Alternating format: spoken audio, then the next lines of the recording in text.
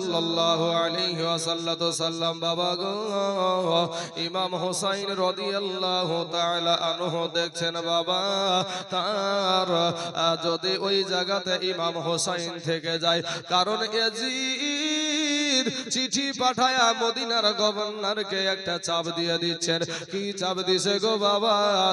চাপ এটাই দিচ্ছে যে ইমাম হুসাইনকে আমার কাছে তুমি বায়াত গ্রহণ করতে বলো।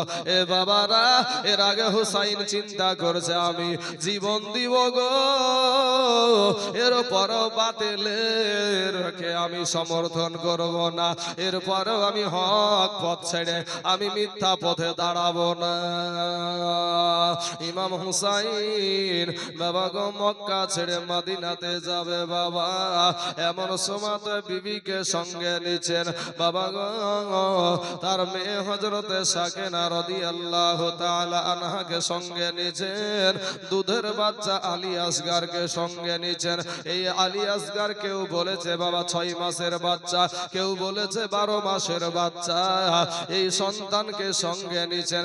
কিন্তু তার নিজের কন্যা সুগরাকে একটু বাবা বলছেন, সুগরা রে ওরে বেটি, তুমি অসুস্থ অবস্থায় বিছানাগত হয়ে আছো রে বেটি, তুমি এই মক্কাতে থেকে যাও, তোমরা এই মদিনার জমিনে থেকে যাও, আমরা মক্কাতে চলে যাব।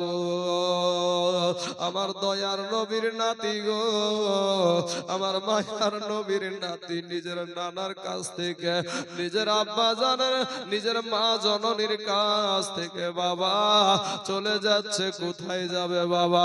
এই জায়গাতে আর আমার হুসাইন ফিরবে না।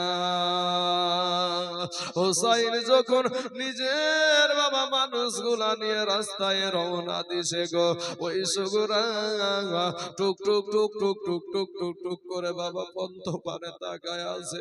একটা ডাক দিয়া বলে, আব্বু গো আমাকে কার কাছে রেখে যাচ্ছ গো আব্বু? আব্বু গো আমাকে তুমি কার কাছে রেখে যাচ্ছ? এই অসুস্থ অবস্থায় আমাকে কে দেখাশোনা করবে গো আব্বু? আব্বু গো আমাকে এই অসুস্থ অবস্থায় কেন রেখে যাচ্ছ? এ বাবারা, আমার পর্দার আড়ালের মা খালা গো, এই বাবু টুক টুক করে বাবা আমার হুসাইন বিটিকে বুঝায়া সুজায়া ওখানে রেখা দিয়া আপনার মক্কাতে যখন চলে আসলো, এইদিকে ইয়াজিদ বাহিনী বাবা একের পরে আপনার চিঠি পাঠায় কুফা থেকে রে বাবা। কুফা থেকে যখন চিঠি পাঠাইতে লাগলো, চিঠিতে কি লেখা আছে বাপ? ওই চিঠিতে লেখা আছে গো, ওই চিঠিতে এটাই লেখা আছে, হুসাইন আমরা এই বাতিল ইয়াজিদকে আমরা মানতে চাই না, একে আমরা খলিফা বলে মানতে রাজি না, এই মদখোরকে আমরা মেনে নিতে রাজি না। এ বাবারা, এই ইয়াজিদ এত জঘন্য ছিল বাপ, মরার টাইমেও মদ খেতে খেতে দুনিয়া থেকে বিদায় হয়েছে। আল্লাহর হালাল খাবার তার পেটে যেত না, হারাম খাবার খেয়ে খেয়ে খেয়ে খেয়ে আপনার চলে ওকে দুনিয়া ছাড়তে হয়েছে গো বাবা। এ বাবারা, একটা একটা একটা করে যখন আপনার চিঠি আসতে লাগলো, আমার হুসাইন বলছে, ও মদিনা, ও মক্কার মানুষেরা শুনেন গো, কুফা থেকে চিঠি আসছে, আমাকে তারা সেখানে ডাকছে, আমাকে তারা দাওয়াত করছে, আমি ওই কুফাতে চলে যাব। মদিনাবাসীরা বলছেন, হুসাইন তোমার ভাই যারা হাসাইনকে হারানোর ব্যথা আমাদের এখনো শুকায়নি গো, এখনো সেই দুঃখ আমাদের কাছ থেকে যাই নাই। এর ভিতরে তোমাকে আমরা কুফা যেতে দেব না, তোমাকে আমরা কুফাতে যেতে দেব না, কারণ ওই কুফা দেশের মানুষ ভালো না, ওই কুফা দেশের মানুষের চিঠির রং ভালো দেখা যায়, কিন্তু তাদের তরবারি নবীর কাজ কিন্তু ভালো হবে না, কারণ তোমার বাবাকে তারা তোমার বাবাকে শহীদ করে দিয়েছে। এ বাবা গো, হুসাইন একটা ডাক দিয়ে বলছেন, ও আমার সাথী ভাইয়েরা শোনো গো, তারা আমাকে দাওয়াত করছে চিঠি পাঠায়া, আমি যদি না যাই আল্লাহর কাছে যদি তারা বিচার দেয়, আল্লাহ গো বাতিলে জিদিকে আমরা মানব না বলে আমরা হুসাইনকে নবীর নাতিকে আমরা চিঠি পাঠাইয়াছিলাম। কবি বলছেন 150 খান এ চিঠি দিয়া কুফায় ডাকে ধোকা দিয়া, 150 খান এ চিঠি দিয়া কুফায় ডাকে ধোকা দিয়া, এ তারাই শেষে এ বাবা শহীদি করে, তারাই শেষে এ বাবা শহীদি করে এজিদের বদকার, এ নীলাকাশ আজ লাল হইল যেন রক্তেরই বরণ, নীলাকাশ আজ লাল হইল যেন রক্তেরই বরণ। আরে কারবালার এ মরুর পরে ইমাম হোসেন লড়াই করে, কারবালার এ মরুর পরে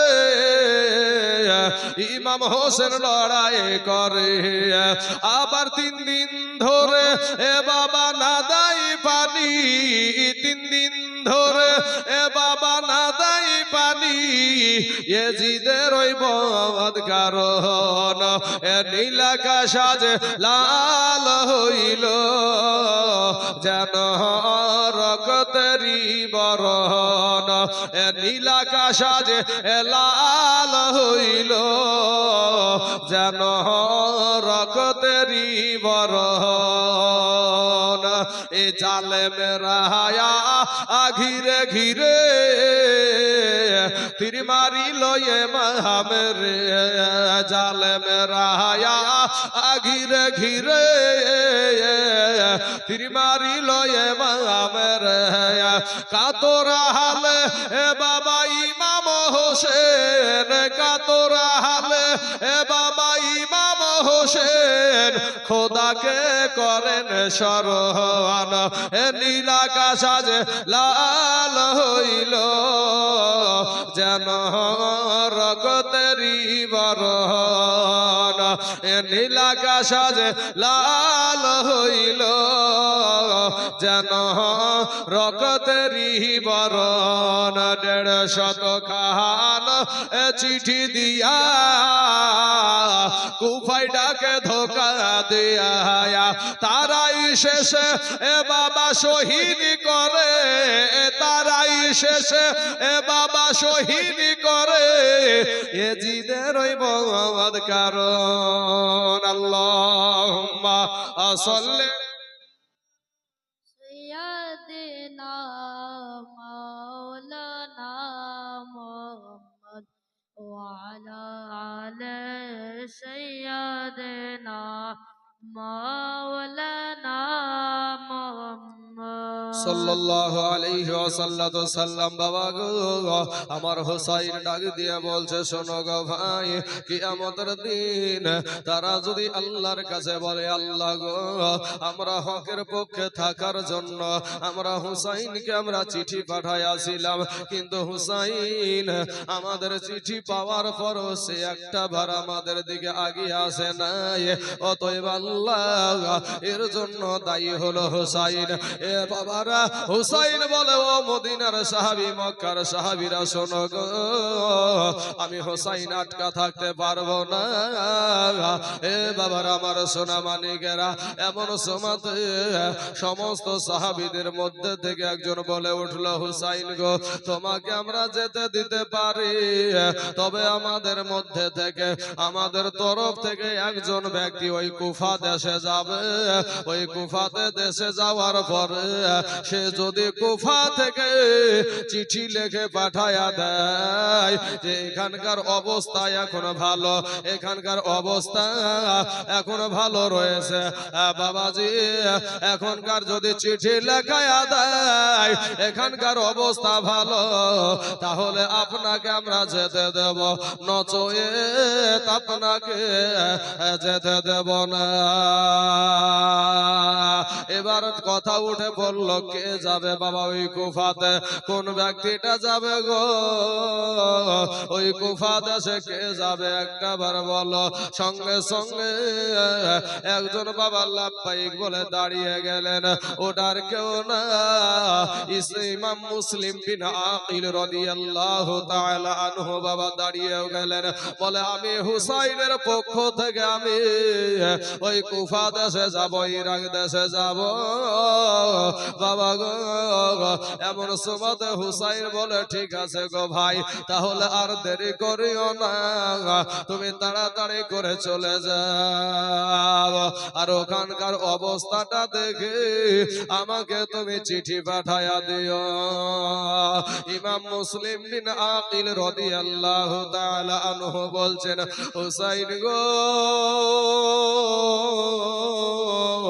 আমি তো ওই ইরাক দেশের কুফা নগরে চলে যাব, ওই কুফাতে আমার দেহের কোনো গ্যারান্টি নাই, আমার জীবন দুনিয়াতে থাকতেও পারে নাও থাকতে পারে, কোনো গ্যারান্টি নাই, কারণ ওই কুফা দেশের মানুষকে বিশ্বাস নাই গো। অতএব আর আমরা আমি জীবনে তোমার পিছনে নামাজ পড়তে পাবো কিনা জানি না, আর জীবনে নামাজ পড়তে পাবো কিনা জানি না, তবে হুসাইন আজকের দিনে ফজরের নামাজটা তোমার পিছনে ইক্তাদা করে আমি এই মদিনা থেকে কুফাতে রওনা দিব। কথার কথা হয়ে গেল বাবা, ফজরের রক্ত হওয়ার পরে ফজরের নামাজটা আদায় করে ইমাম মুসলিম বিন আকিল বাবা ঘোড়াটা সাজিয়ে নিয়েছে, এমন সময়তে ঘোড়ার উপরে চেপে গেছে, লাগামে টান দিবে গো, এমন সময়তে দুইটা সন্তান আপনার কলেজার টুকরা নয়নের পারা ইমাম মুসলিম বিন আকিলের দুই সন্তান মুহাম্মদ আর ইব্রাহিম, এই দুইটা সন্তান এসে ঘোড়ার সামনে এসে হাজির হয়ে গেল। এটা ডাক দিয়ে বলে, আব্বু গো আব্বু আমাদেরকে রেখে তুমি কোথায় যাও গো আব্বু? আব্বু গো আমাদেরকে রেখে কোথায় যাচ্ছ? এবার ইমাম মুসলিম বিন আকিল বলছে, বেটা রে ওরে আমার কলেজার টুকরা নয়নের পারা, ওরে আমার সোনার দলার আসন, আমি তোর চাচা ইমাম হুসাইনের পক্ষ থেকে আমি ইরাক দেশের কুফা নগরে যাব।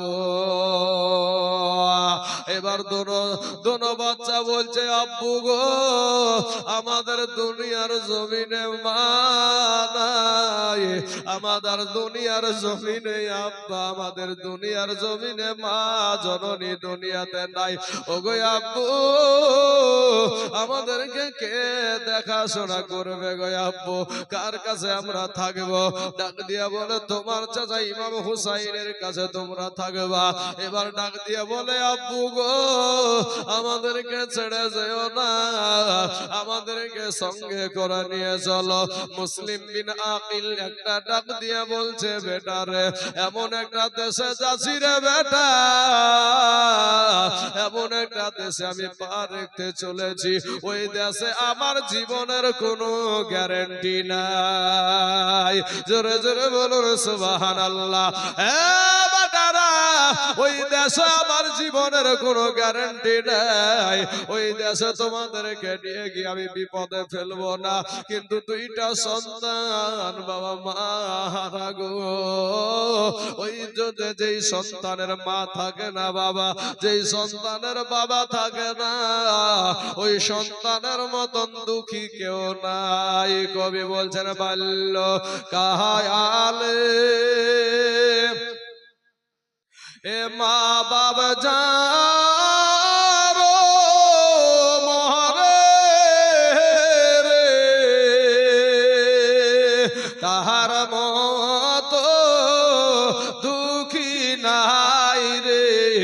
জগতে বাল্যকালে মা বাপ যারো মরে তাহার মতন দুঃখী নাই রে জগতে। যারা আব্বা নাই গো ভাই সেই জানে আব্বা হারানোর কি ব্যথা, যার জনম দুঃখিনী মা নাই সেই জানে মা হারানোর কি ব্যথা। ইমাম মুসলিম বিন আকিল রাদিয়াল্লাহু তাআলা আনহু কোন রকম বাবা নিয়ে যেতে রাজি হলো না। এবারে এক ভাই আর এক ভাইকে ডাক দিয়ে বলছেন, ভাই গো আমার আব্বা জান আমাদের দুই ভাইয়ের কথা ফেলে দিতে পারে, আমাদের দুই ভাইয়ের কথা মানতে না পারে, তবে একজনের কথা কিন্তু অমান্য করতে পারবে না, সেটা হলো আমাদের চাচা ইমাম হুসাইন রাদিয়াল্লাহু তাআলা আনহু। এবার আব্বাকে দুই সন্তান একটা ডাক দিয়ে বলে, আব্বু গো আপনি কুফাতে চলে যাবেন, আপনাকে নিষেধ করব না, আপনাকে বারণ করব না, তবে আব্বু গো আমরা একটা জায়গাতে যাব গো আব্বু, ওখান থেকে না আসা পর্যন্ত আব্বু গো আপনি ঘোড়ার লাগামে টান দিবেন না, আপনি চলে যাবেন না, আমাদের শেষ ইচ্ছাটা আপনি একটু পূরণ করেন গো আব্বু। এ বাবারা দুইটা সন্তান একটা দৌড় দিয়া বাবা ইমাম হুসাইন আমার নবীজির নাতির কাছে গিয়া হাজির হয়ে গেল। নবীর নাতিকে গিয়া বলছে, ও চাচা, চাচা গো আমাদের জনম দুঃখিনী মা এ দুনিয়ার জমিনে বেঁচে নাই গো চাচা, আমাদের আব্বাও কুফা দেশে চলে যাচ্ছে গো চাচা, চাচা গো আপনার কাছে অনুরোধ করি গো চাচা, একটা আর আমার আব্বাকে একটু হুকুম দেন, আমার আব্বা যেন আমাদেরকে সঙ্গে নিয়ে যায়, আমার আব্বা যেন সঙ্গে নিয়ে যাই গো। হুসাইন একটা ডাক দিয়া বলছে, বেটা রে, ওরে বেটা শোন, তোমার আব্বা এমন একটা দেশে যাচ্ছে রে বেটা, তোমার আব্বার জীবনের কোনো গ্যারান্টি নাই, আর ওই জায়গাতে যাওয়ার পরে তোমারও বিপদে পড়ে যেতে পারো, সেটা তো হতে দিতে পারি নাই। এবার ওই দুই সন্তান বলছে, চাচা গো আপনি তো জানেন খায়রিহি ওয়া শাররিহি মিনাল্লাহি তাআলা, ভালো মন্দ যা কিছু হয় আল্লাহর তরফ থেকেই হয়, জোরে জোরে বলুন সুবহানাল্লাহ। হ্যাঁ চাচা, ভালো মন্দ যা কিছু হয় আল্লাহর তরফ থেকেই হয় গো চাচা, একটা বার আমার আব্বাকে একটু বলে দেন।